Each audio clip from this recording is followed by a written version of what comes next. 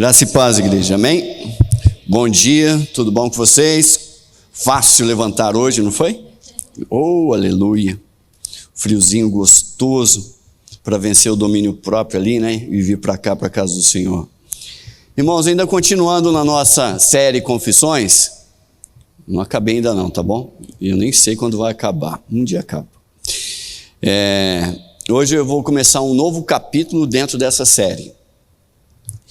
E não vai ser um único nessa temática.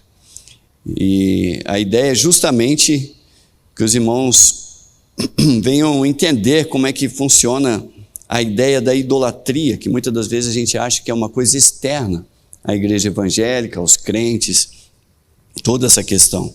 Mas não, ela atinge os crentes também. E como atinge?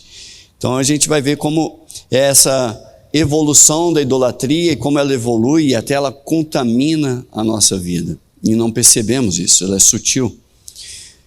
Para você ter uma ideia, hoje é só o primeiro capítulo que eu vou falar de idolatria, porque vai ter que ter mais. Então essa é a 27ª pregação sobre confissões. Eu nem sei quando a gente vai acabar, mas eu já digo que não é o capítulo final. Sobre essa questão, eu vou começar falando sobre Julian Huxley, que foi um biólogo, filósofo, eugenista, professor. Ele foi humanista, escritor. Ele é muito conhecido aí na esfera científica como um dos que fez as grandes contribuições na popularização do que conhecemos hoje como teoria da evolução, por meio de seus livros e conferências. Ele foi até o primeiro diretor-geral da Unesco. Esse Huxley aí, ex-líder darwinista, tá certo? Ele contribuiu com muitos trabalhos teóricos sobre a biologia evolutiva, sendo assim um dos grandes impulsionadores da evolução no campo da evolução moderna nos dias de hoje. Certa vez ele foi a uma entrevista e o entrevistador, Mary Griffin, perguntou para ele por que as pessoas acreditam na teoria da evolução. E ele disse assim, para o Huxley, respondeu simplesmente assim para o entrevistador: olha, a razão pela qual aceitamos o darwinismo, mesmo sem provas, é que queríamos que Deus não interferisse nos nossos hábitos sexuais. Uau, parecia que não tinha nada a ver, né, irmãos? Mas tem tudo a ver. Sempre teve.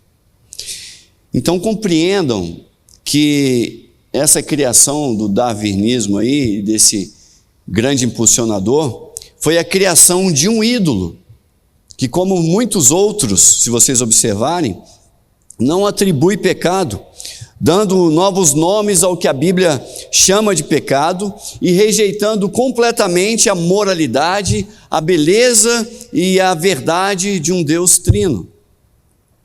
É sutil, mas é assim. E a gente cantou: não há nenhum Deus que seja digno como tu. É ou não é? Mas a gente canta. Não há, mas a gente sempre está querendo trocar isso. Então, se você acredita na teoria da evolução, você está concorrendo, colocando Deus do lado dessa ciência. Eu vou mostrar mais. O evolucionista, ele não apresentou nenhum dado. Nenhum.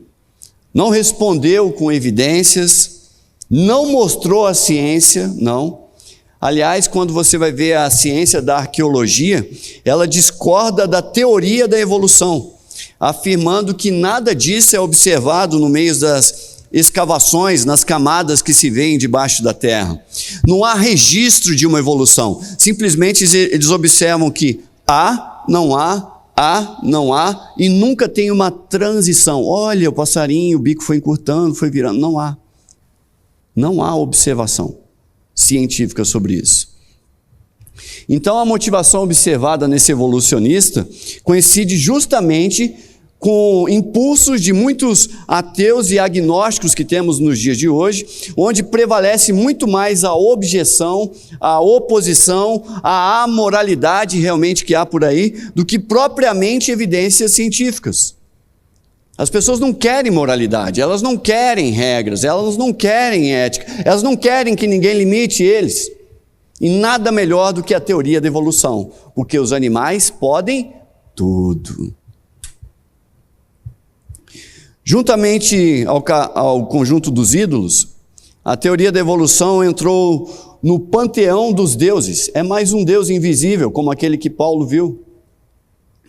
Sem imagem, mas ele foi erigido, ele foi construído, ele foi edificado sobre o que a gente chama hoje do pedestal científico, que é chamado de cientificismo. Ou seja, ele foi criado, esse ídolo, em cima da fé na ciência. É incompatível fé na ciência, que chamamos de cientificismo. Não há uma forma material, nenhuma estátua desse Deus, mas esse Deus aí permite o homem dirigir confortavelmente a sua vida em seu pecado, mantendo-se completamente à parte da vontade do Senhor. Fiz-me entender? Então isso é só um exemplo que eu estou dando de como a idolatria pode permear a nossa fé. Então essa série de confissões, a ideia é justamente que tenhamos santificação na nossa vida e venhamos fazer sempre um autoexame no nosso interior para ver se está batendo com aquilo que Deus quer. Ali em 1 Coríntios 11, 28, diz assim para o homem: examine-se a si mesmo. Mas o homem tem que ter uma referência. A referência aí de 1 Coríntios 11, 28 era para ver se as pessoas estavam agindo em comunhão. E hoje a minha proposta do autoexame é para ver se você não tem uma idolatria no seu coração. Então o ato do autoexame exige pelo menos um conhecimento mínimo, uma referência do que você está procurando para entender se há ou não há, e ainda quero lhes dar a ferramenta para você saber procurar isso. E com esse capítulo aí da série Confissões, talvez aí esse capítulo venha hoje cortar alguns ídolos que estão na nossa vida, que a gente não perceba, e vem deixar esses ídolos em pedaço. Alguns pedaços vão ser realmente queimados, com essa mensagem piedosa, mas cheia de esperança ainda, e que essa destruição, que ocorra, venha subir realmente como um aroma suave de arrependimento ao Senhor. Ah, Senhor, como eu errei nisso. E essa mensagem de idolatria aqui, que eu chamei idolatria, da evolução à contaminação, eu quero justamente, como 1 Coríntios 15, 34, que todos vocês e que nós como igreja venhamos recuperar o bom senso e venhamos parar de pecar. Então, desenvolvendo mais, todo ser humano tem em si, inato, você nasceu com isso, não tem como, congênito seu realmente, aquela inerente, está ligado você, a imagem de Deus. Obviamente essa imagem está corrompida pelo pecado, está corrompida, mas você tem aí, está corrompido. Sendo assim, quer queira, quer não, tá certo? Toda ação humana que você vai fazer aí, tudo é sempre ativo ou reativo a Deus. Temos sempre Deus como referência, sempre. A nossa vida é Deus referente, sempre.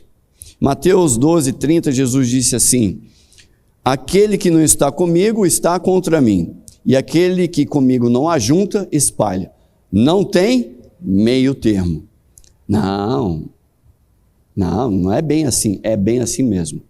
Ou você está sobre a ação de Deus, ou você está sobre a ação de demônios. Consciente ou inconsciente. Todo ser humano age conforme Deus, ou simetricamente oposto ao que Deus determina, ou com uma paz diabólica, passageira, em oposição ou neutralidade em relação a Deus, ou uma paz com Deus com as suas consequências eternas, sempre assim, não vai ter meio termo.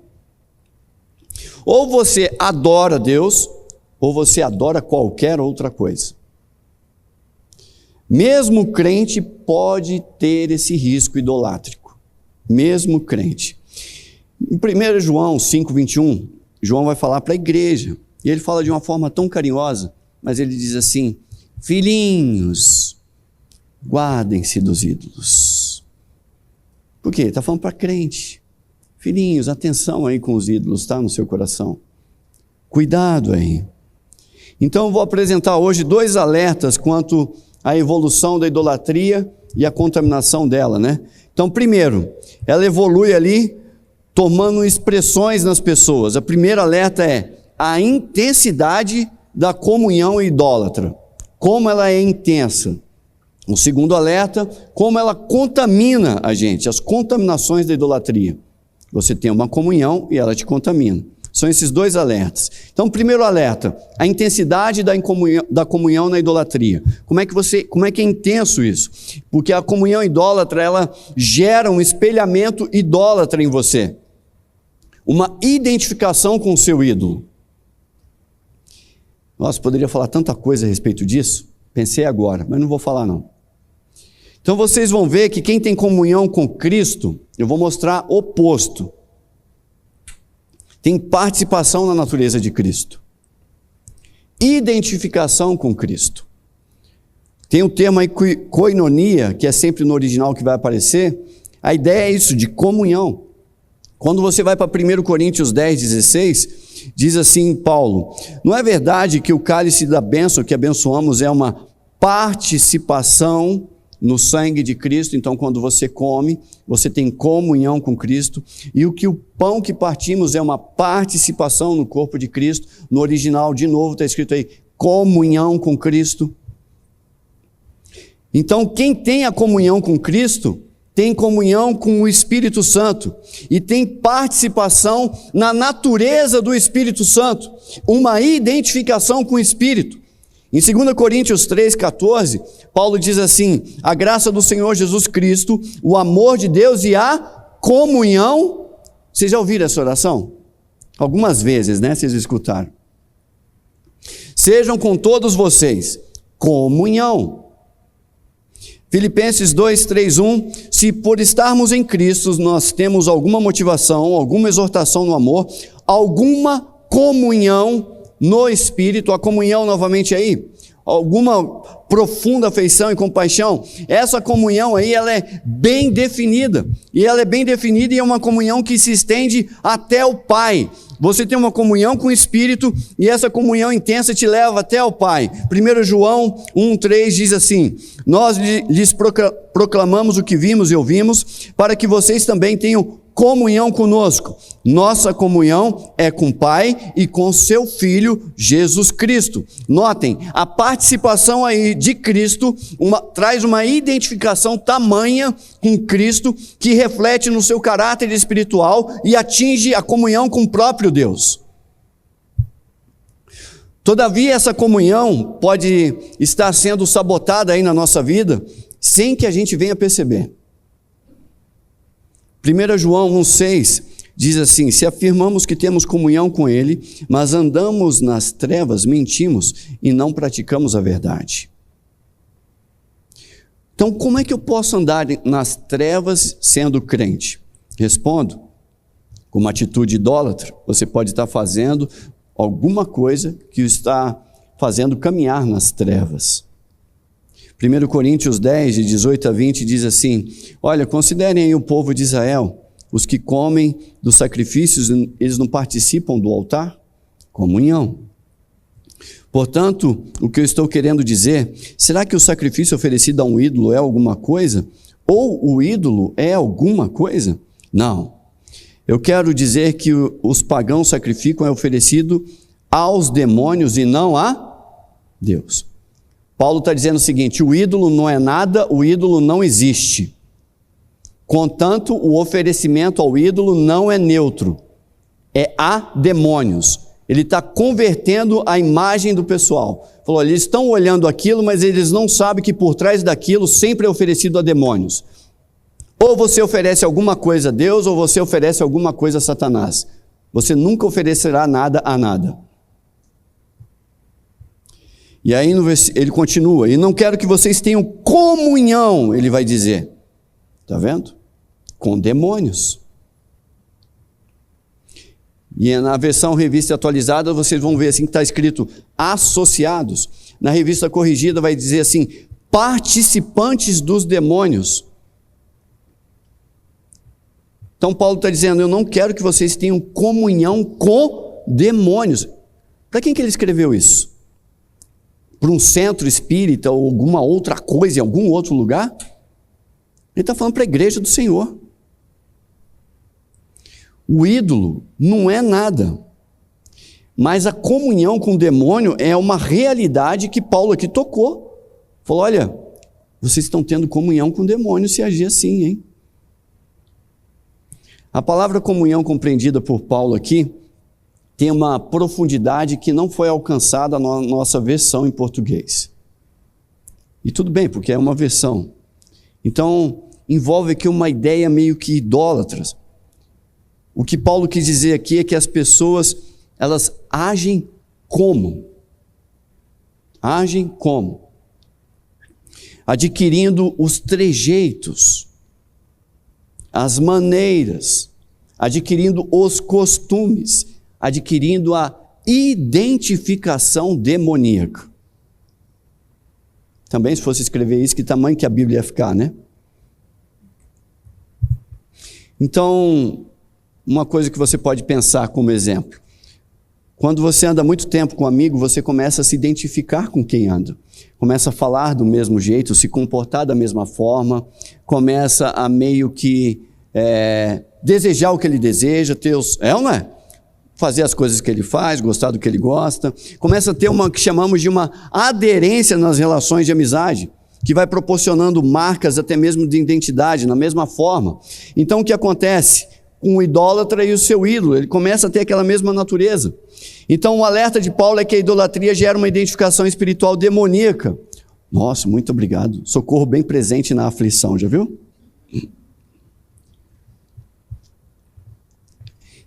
Então vai gerando uma identificação demoníaca, é isso que Paulo estava falando.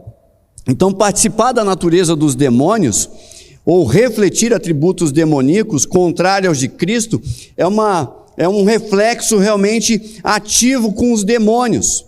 Então, conforme 1 Coríntios 10, 20, quando Paulo fala assim, sejam participantes de demônios, significa que a natureza ímpia demoníaca começa a tomar forma na sua vida, na sua carnalidade, e você começa a manifestar expressões demoníacas.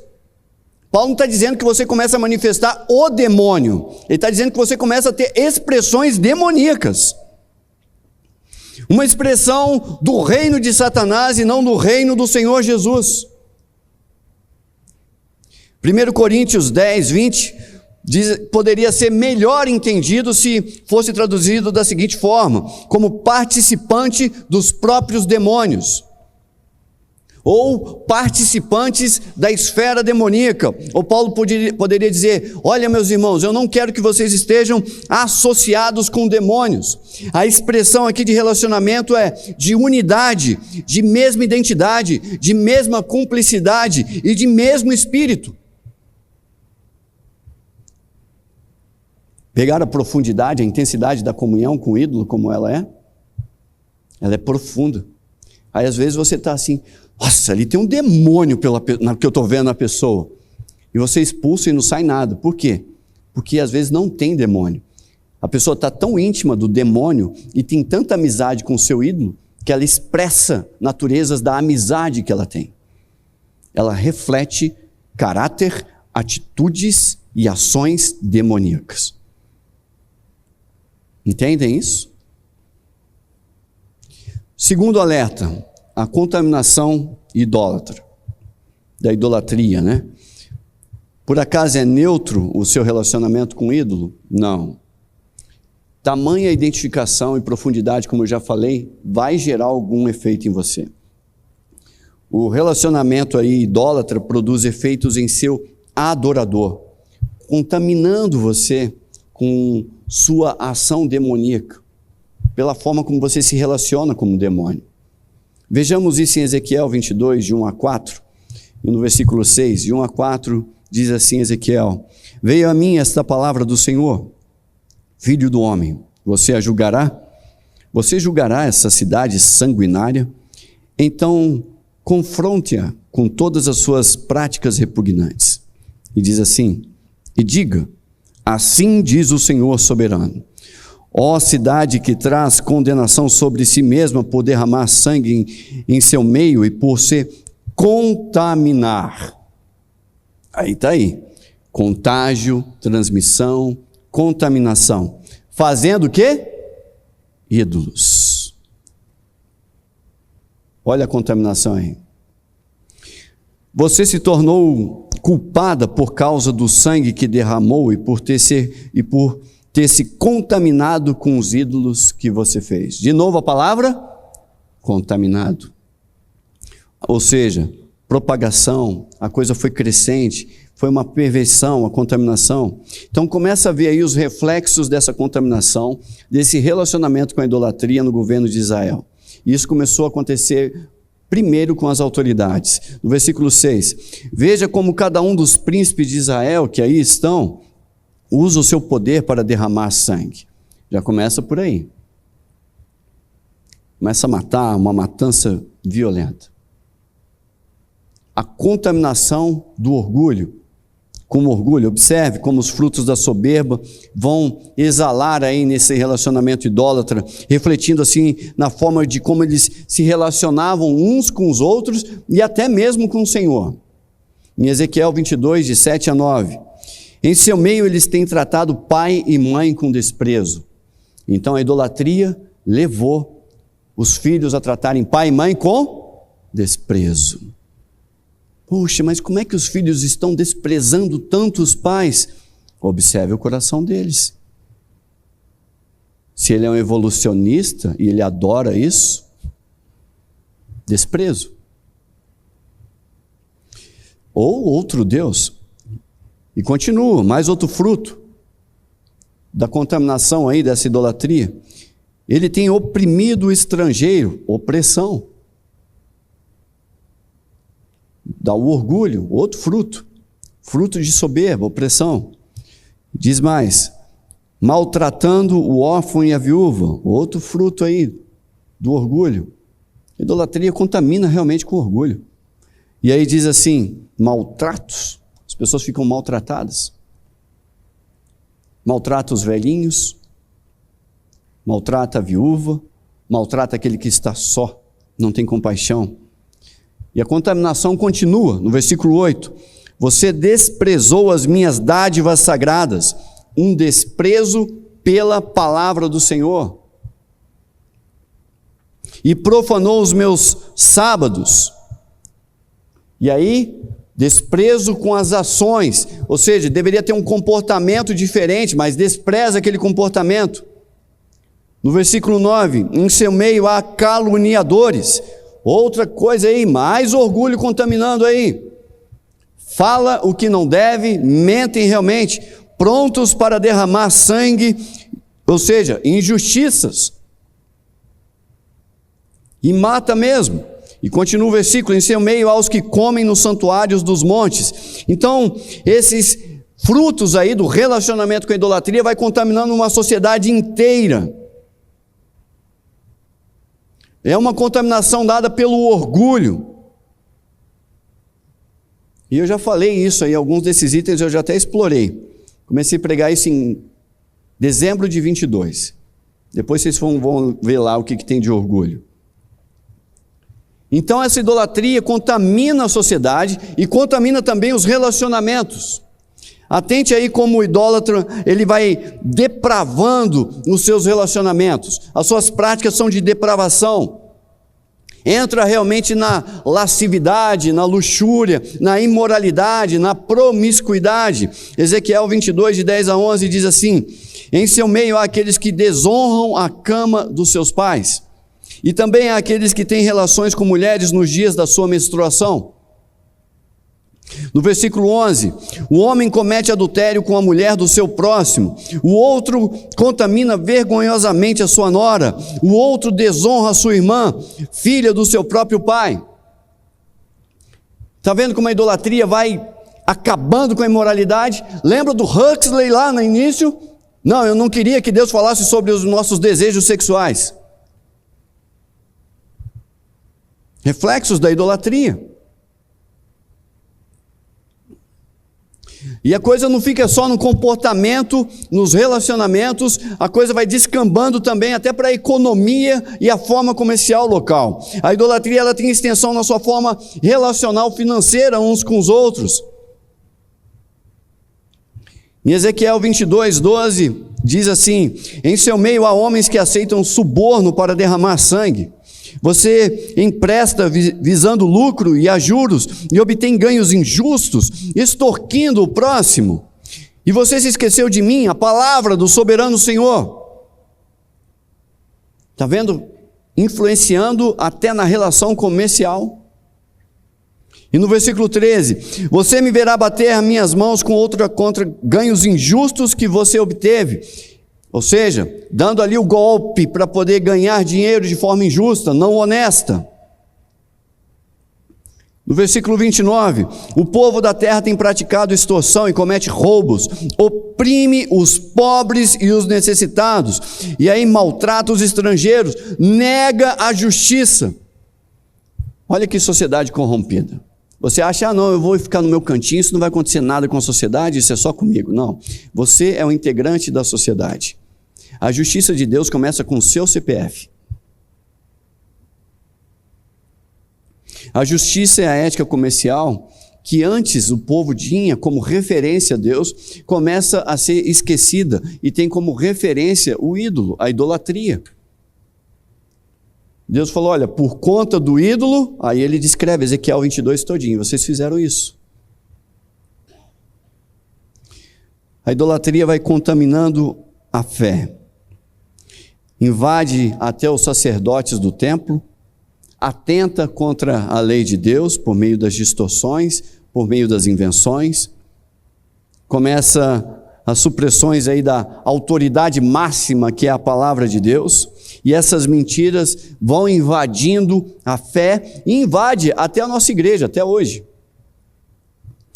1 Timóteo 4,2, Paulo já alertava, falando para Timóteo, olha, tais ensinamentos vêm de homens hipócritas, mentirosos e que têm a consciência cauterizada. E aí Ezequiel 22 continua, no 26, 28, no versículo 31, seus sacerdotes cometem violência contra a minha lei. Ele chama de um ato violento. Profanam as minhas ofertas sagradas. Não fazem distinção entre o sagrado e o comum. Ensinam que não existe nenhuma diferença entre o puro e o impuro. Já ouviram alguma coisa assim? Ah, isso é um exagero. Tudo é só pecado. E fecham os olhos quanto à guarda dos meus sábados. Não, vou fingir que eu não estou vendo isso. Não quero nem tocar nesse assunto. E aí Deus diz assim, de maneira que eu sou desonrado no meio deles. Versículo 27. Seus oficiais são como os lobos que despedaçam suas presas, derramam sangue, matam gente para obter ganhos injustos. O sacerdote só quer ganhar dinheiro ali. Seus profetas disfarçam esses feitos, enganando o povo com visões falsas e adivinhações mentirosas. Isso acontece até hoje. Nada mudou. E dizem, assim diz o soberano Senhor. E o versículo diz, quando o Senhor não falou.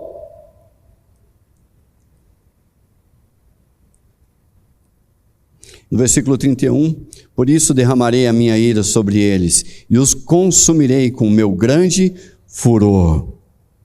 Sofrerão as consequências de tudo o que eles fizeram. Palavra do soberano Senhor. Não passará impune. Muito bem dito aqui pela pastora Camila, domingo passado à noite, as pessoas têm inventado um ídolo de um Deus que só ama. É um ídolo, porque Deus não só ama. Deus ama, mas Ele não é só amor. Ele é muita coisa. Por isso que a gente chama de um Deus santo. E esse não é o nosso Deus. Nosso Deus é santo. E pela santidade de Deus, pela sua perfeição que Ele tem, a ira dele passa por essa perfeição e atinge de forma correta e proporcional sem erro. O amor dele passa por essa santidade, essa perfeição e atinge o equilíbrio correto e perfeito. Tudo em perfeito equilíbrio, sem injustiça, porque ele é santo e é perfeito. E tudo que sai dele age corretamente. Qual o sentimento de Deus aqui acumulado, represado pelo povo que estava com a sua idolatria? É o amor? Vamos ver. No Ezequiel 22, aí no versículo 20, diz assim: assim como os homens ajuntam prata, cobre, ferro, chumbo e estanho numa fornalha a fim de fundi-los com um sopro, também a minha ira e na minha indignação ajuntarei vocês dentro da cidade, fundirei vocês. Eu os ajuntarei e soprarei sobre vocês a minha ira impetuosa, vocês se derreterão, assim como a prata se derrete numa fornalha, também vocês se derreterão dentro dela, e vocês saberão que eu, o Senhor, derramei a minha ira sobre vocês. De novo a palavra do Senhor veio a mim e disse ele: filho do homem, diga a esta terra, você é uma terra que não tem tido chuva nem aguaceiros no dia da ira. Há nela alguma conspiração de seus príncipes, como um leão que ruge ao despedaçar a sua presa, devoram pessoas, apanham tesouros e coisas preciosas e fazem muitas viúvas. Procurei entre eles um homem que erguesse um muro e se pusesse na brecha diante de mim em favor dessa terra para que eu não destruísse, mas eu não encontrei nenhum só. Era o povo dele, povo de Deus, um povo que dividia o nome com Deus, e não havia ninguém que não fosse idólatra, ninguém, a não ser o próprio profeta Ezequiel. Agora pergunte-se, no meio desse contexto, você seria esse Ezequiel hoje? Então a gente viu aqui dois alertas quanto à idolatria. Vimos os riscos da destruição, realmente ali que a gente vê da intensidade do relacionamento com os ídolos. E o segundo que a gente viu é justamente como ele contamina a gente. E temos que estar sempre atentos a isso, porque na comunhão com o ídolo, você se associa com demônios, você tem a mesma identidade demoníaca, o faz cúmplice até mesmo da mesma natureza do demônio. Olha, tão amigos que parecem até um com o outro. É isso que acontece. E o segundo alerta é justamente contra a contaminação da idolatria, que ela vai produzir sim efeitos por conta da sua amizade demoníaca, da forma como você se relaciona com o ídolo. Romanos 1:21 vai dizer justamente como a idolatria deixa a pessoa fútil, inútil, de tudo que é jeito. Vamos lá. Romanos 1:21, porque tendo conhecido Deus, não o glorificaram como Deus, nem lhe renderam graças, mas os seus pensamentos tornaram-se fúteis, banais, insignificantes, ele quer dizer aqui, inúteis, nulos, ocos, vãos, vazios, e os seus corações insensatos se obscureceram. Segundo Reis 17:15 vai dizer assim: rejeitaram seus decretos, a aliança que tinha feito com seus antepassados e as suas advertências, seguiram ídolos inúteis. E aí o que acontece? Tornando-se eles mesmos inúteis. Ídolos inúteis geram pessoas inúteis, imprestáveis, insignificantes, zés ninguéms, zeros à esquerda para Deus. Então, imitaram, o texto continua, as nações ao redor.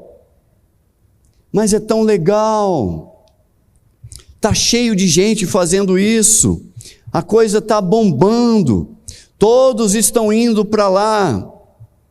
Não, a gente não está fazendo, a gente só está copiando as boas ideias, é isso que está faltando aqui. E aí o versículo continua: embora o Senhor tivesse lhes ordenado, não as imitem. O ídolo é gerado por um coração aí pecaminoso, e os homens tornam-se cópias mais aprofundadas, certo, dos seus pecados gerados inicialmente. Resultado disso não tem como, é a degradação, é a depravação, é a infelicidade, é o vazio, é o oco, é a inutilidade. E a pessoa diz: eu não sei o que faço da minha vida.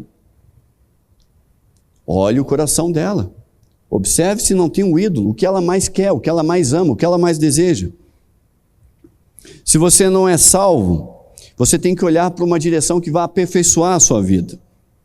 Tem que enxergar em si mesmo se você levantou algum ídolo, alguma coisa que você crê, mais do que o próprio Deus. E se você fez isso, você tem que entender que a santidade de Deus foi ofendida e você está rumo ao inferno pensando assim. E peça perdão a Deus, renda ao seu senhorio, à salvação e ao Senhor Jesus. Olha, Senhor Jesus, eu quero lhe obedecer. Volte seus olhos para o Senhor e não para os seus ídolos. 2 Coríntios 3,18, Paulo nos diz: e todos nós, com a face descoberta, contemplamos a glória do Senhor segundo a sua imagem. Estamos sendo transformados com a glória cada vez maior, a qual vem do Senhor, que é o Espírito. Contemplamos a glória do Senhor. Ao olhar para a glória do Senhor me contamina, a glória do Senhor me transforma. Mas se você tem como objetivo outra glória, outro ídolo, outro desejo, isso também vai refletir na sua vida, e a glória vai vir, você vai ser reflexo daquilo. Se você é salvo, 1 Coríntios 10, 21, 22 diz: vocês não podem beber do cálice do Senhor e do cálice de demônios, não podem participar da mesa do Senhor e da mesa de demônios. No versículo 22, porventura provocaremos o ciúme do Senhor? Somos mais fortes que Ele? Então, não sejamos adúlteros espirituais. E o que eu proponho é que realmente você confesse o seu pecado a Cristo, e Ele sim lhe perdoará e ainda lhe dará vitória. Efésios 3, de 11 a 12 nos diz: de acordo com o seu eterno plano, que Ele realizou em Cristo Jesus nosso Senhor, por intermédio de quem temos livre acesso a Deus em confiança pela fé nele. Deus vai realizar a obra. O Senhor Jesus, Ele vai completar o que está na sua vida. Só confesse: Senhor, tem uma coisa que eu penso 24 horas, e é o que está na minha mente.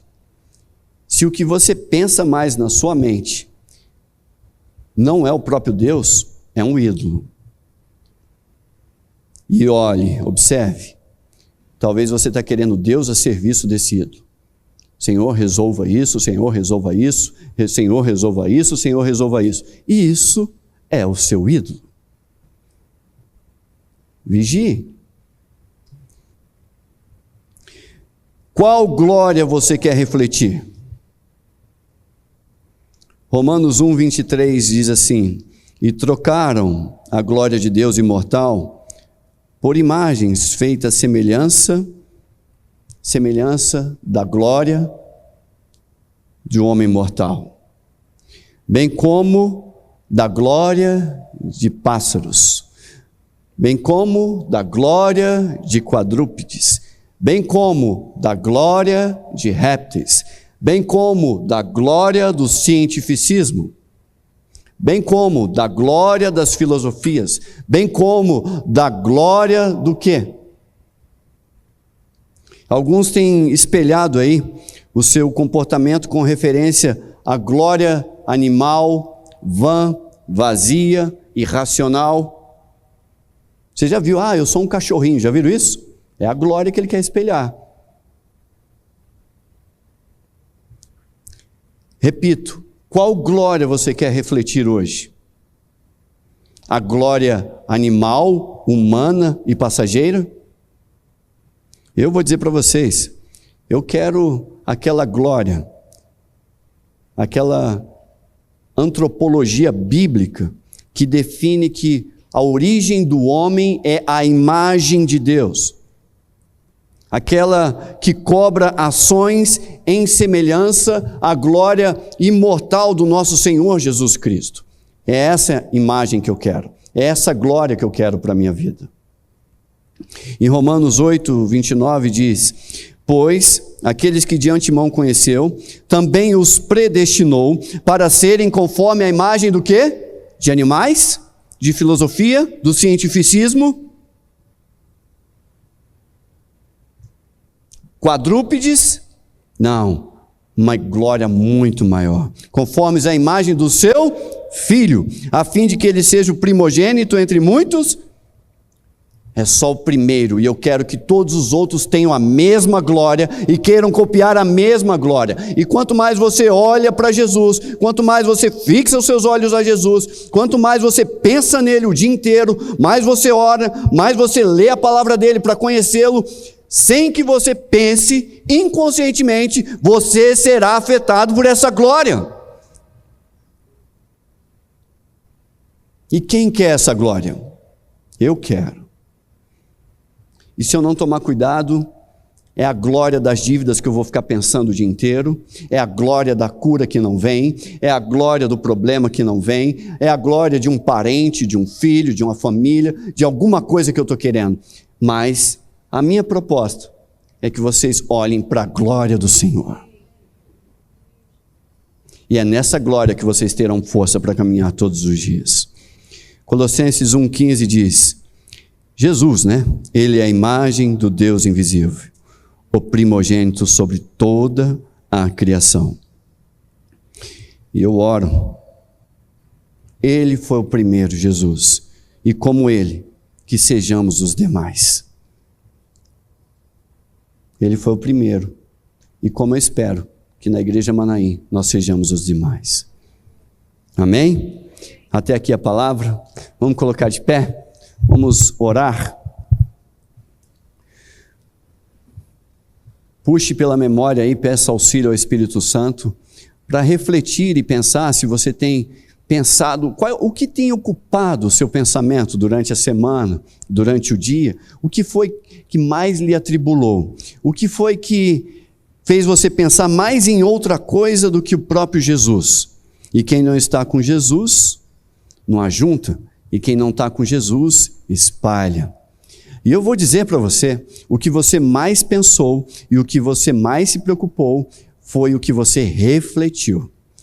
Se o seu Deus é a preocupação do futuro, o futuro vai lhe deixar ansioso. Se o seu Deus é um problema não resolvido, Ele refletirá em você e é completamente coerente à infelicidade, à depressão, à solidão, à falta de paz, porque você tem refletido a glória do que você tem olhado, pensado e ouvido. Senhor, obrigado pela Tua palavra. Ajude-nos, ó Deus, como igreja, olhar somente para o Senhor, contemplar a Tua glória, meditar na Tua palavra dia e noite, e como precisamos dela, para que as Tuas palavras entrem no nosso interior e sejamos lavados por ela, e nesse lavar venhamos refletir glória cada vez maior de Cristo Jesus. Senhor, talvez aqui alguns estão passando por verdadeiros vales, mas são vales simplesmente frutos da glória que eles têm observado.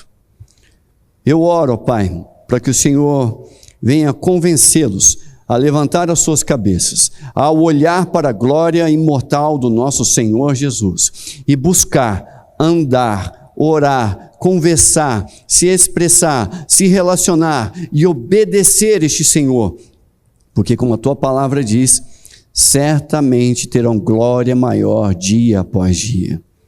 E venham sair, ó Deus, desse lamaçal, desse fosso, dessa tristeza em nome de Jesus. Pai, eu oro para que como Igreja Manaim venhamos refletir a glória do Senhor, dia após dia, cada vez mais. E Pai, Jesus é o primeiro, que sejamos os demais. Em nome dele eu oro, amém. Irmãos, aí talvez você está precisando de uma ajuda, aproxime-se do Senhor Jesus.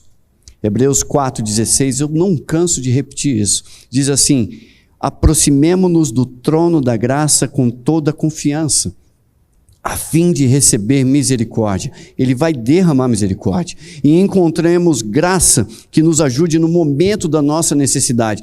Eu estou precisando, a graça do Senhor será força para essa necessidade. E 1 Coríntios 15:49 diz: assim como tivemos a imagem do homem terreno, teremos a imagem do homem celestial. Essa é a glória imortal que eu procuro. E que seja assim com vocês também.